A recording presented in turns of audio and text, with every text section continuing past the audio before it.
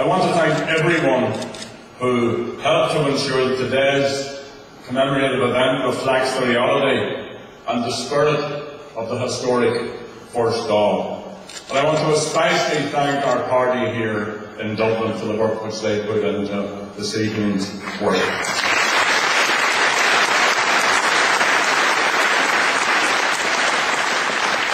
I also want to extend a special welcome to the relatives of those who were elected to the First Dáil and who are here with us tonight. In the confusion, some people were left outside, including, by the way, the Joint First Minister Martin McGuinness. So we don't know exactly who got in, but I just want, if we would, just to extend a special vote of thanks.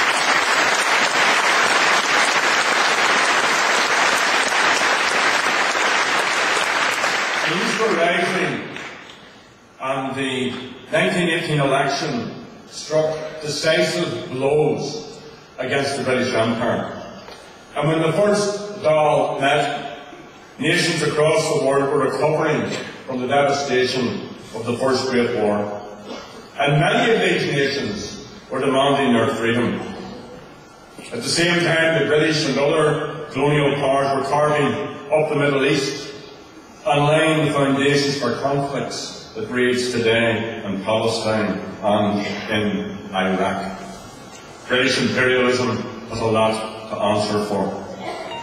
But here in contrast, in this hall, the Irish people, through their democratically elected representatives, stood defiantly against that empire and declared independence.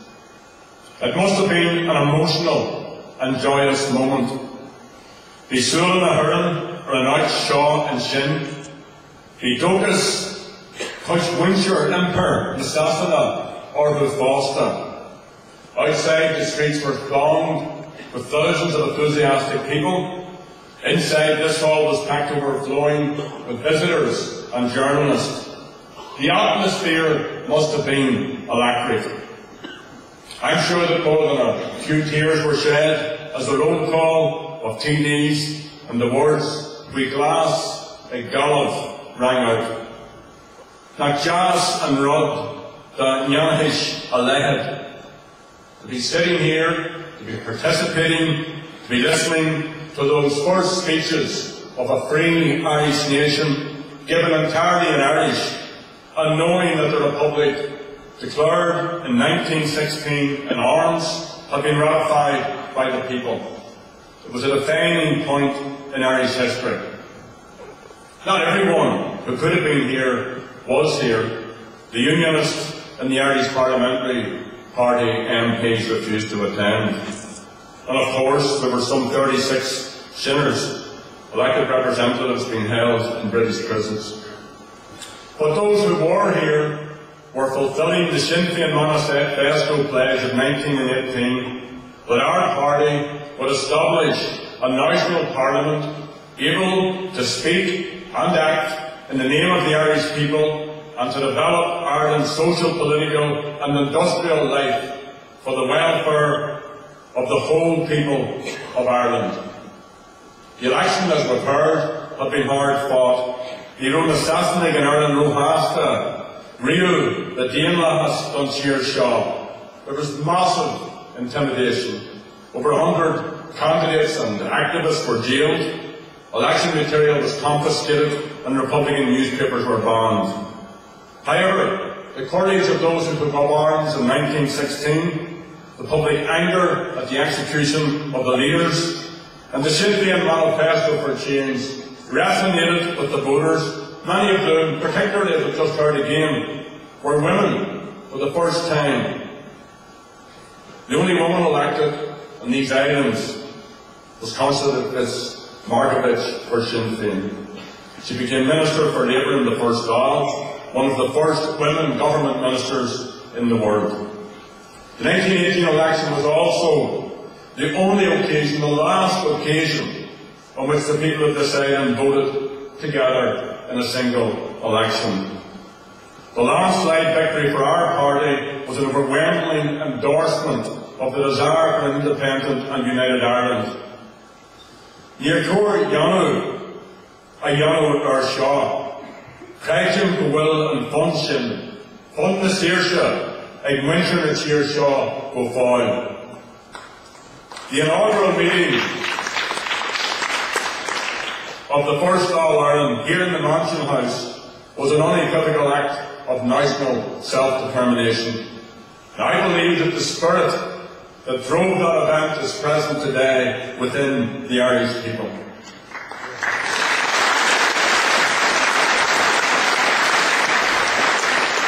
It was also the day when the first shots were fired at Sullihead Bike in County Tipperary, and what became the Town War.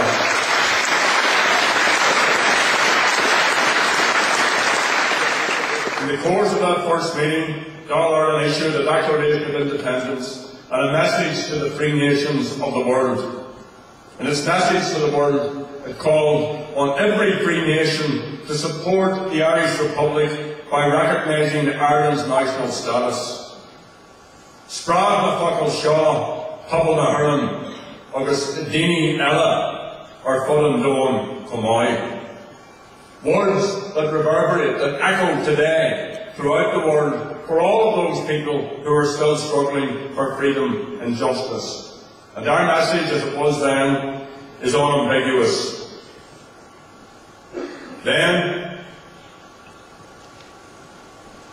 the freedom and justice as the fundamental principles of international law, and the commitment to frank cooperation between the peoples for equal rights against the vested interests of ancient tyrannies, the control of government in every land upon the basis of the free will of a free people. That means in the Middle East. The Israeli assault on Gaza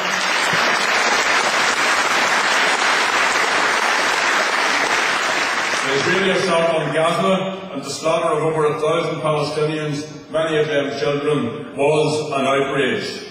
And it's now time for that conflict between the Palestinians and Israel to be brought to a permanent end. That means direct dialogue. It means a real and unrelenting international effort to construct a durable peace settlement which provides for two states, including a Palestinian state that is sustainable and viable.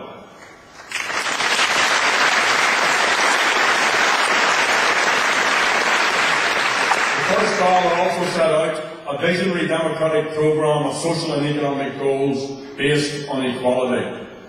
And I'm delighted that we here tonight in Queeving did the honours on this 100th anniversary of the ITGWU to extend solidarity to SIPTU through its leader, Jack O'Connor. The democratic programme set out as its standard that the first duty of the Republic is to make provision for the physical, mental and spiritual well-being of the children, to ensure that no child shall suffer hunger or cold from lack of food, clothing or shelter, but that all shall be provided with the means and facilities requisite for their proper education and training as citizens of a free and Gaelic Ireland. That, Mr. Lenihan, is your patriotic duty.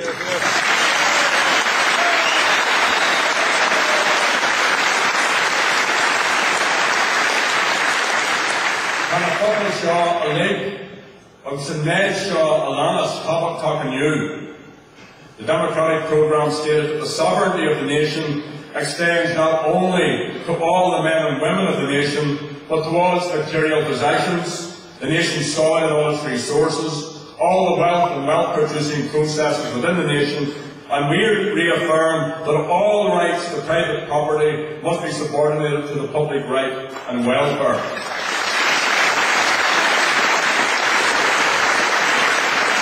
That also is our patriotic duty.